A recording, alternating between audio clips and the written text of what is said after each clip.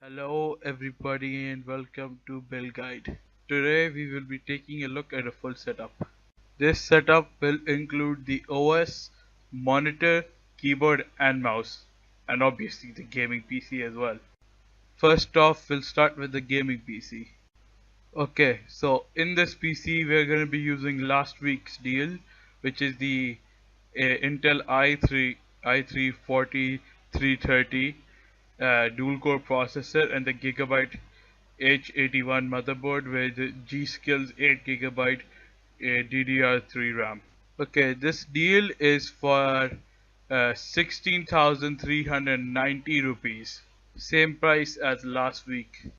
This is a pretty good deal for the price. I have previously stated this before, as buying all these parts separately would easily cost you way more. So getting this for 16,000 rupees is amazing. Moving on to the power supply, we are going with the Corsair VS450 at the price of 4,400 rupees. Now, this is a 400 watt power supply, but it will handle the GPU that's going with this build and can handle the newer GPUs, well, excluding like the GTX 1080 or even the 1070. For the GPU, we are going to be using the Sapphire R9270X.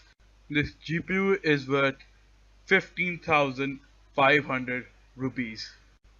For the price of 15,500 rupees, there's no GPU that can beat it. In fact, the only other GPU which has a similar price, the GTX 750 Ti, is actually slower than the R9270X, which is an extremely good card for the price. I myself am using an R9270. It performs fairly decent. Well, if you're gonna be playing Counter-Strike, it's way overkill. And it gets 30 FPS high settings on Arc Survival, which is shittily optimized to say the least. And I have played Doom with it, with Vulcan obviously, and I get 30 really, I was about to say 30 FPS, guys. Well, I get 60 FPS on the average. Max, I think it's gotten to 75 FPS. So, you know it's a good card. We're sitting 60 FPS on average on Doom. For the case of this build, we are going to be using the Thermal Take V2 for rupees 4,900.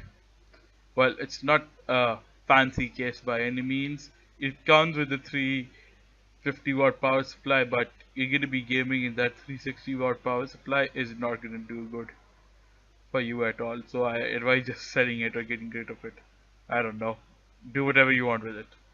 But it's nothing fancy. It's a lot better than the previous case I recommended. This is actually cheaper than that, and I believe it's bigger. And by the way, the power supply goes at the top of the case, like is at the top, not the bottom. So just keep that in mind. I don't think that makes a difference, but still, maybe it does. Now moving on to the monitor. Now the monitor that we are going to be using is the ASUS VS228NE, which is weird names, and all monitors have weird names. Well, let's just move on with the weird names and stuff. But the monitor is priced at 13,500, which is a great price for this monitor. It is full HD monitor or 1080p with a 5 ms response time, which is but I don't think that's gonna make a difference to you since you would be in a budget. I mean, that is kind of the reason you're watching this video. So let's move on to, well, the OS. So we are going with Windows 10. It's not free to upgrade, by the way, anymore. But still, so we are actually going to be using the CD key, which is actually worth 2,500 rupees. It's pretty good. I mean, you're not wasting like 10,000 rupees on the CD key. I mean, on the CD with the OS. I mean, that would be just stupid if you're on a budget. Now we'll be moving on to the keyboard and mouse, and we are going with the bundle of the keyboard and mouse which I found online. Now this is the Q1100 by A4 Bloody range.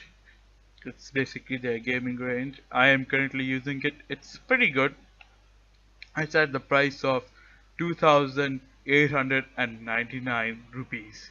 By the way, it glows and shit. That's really cool, isn't it? Well, it's nothing fancy to be honest. I mean, just two sides of the keyboard just glow. Well, let's move on to something more important. Yes, you know what I'm talking about. The most important piece of a PC build. Well, it is the headphones, and we are going with the A4 Bloody G501. This is really good headphones. I'm actually using it right now, and I love it. It has different modes you can change through from pressing a button. Well, multiple buttons. It has uh, how should I explain this? Three magical buttons just change your gate. It change your sound mode from G, which is the 360 degrees surround, 360 degrees sound. It's kind of like surround. No, it's not. It's something. Okay, I don't know much about audio. So it has a 2.0, whatever that is, and a 7.1 surround. And you can set up different profiles for it if you download the driver for it. Obviously, well, it's not driver, it's just an additional software you'll need.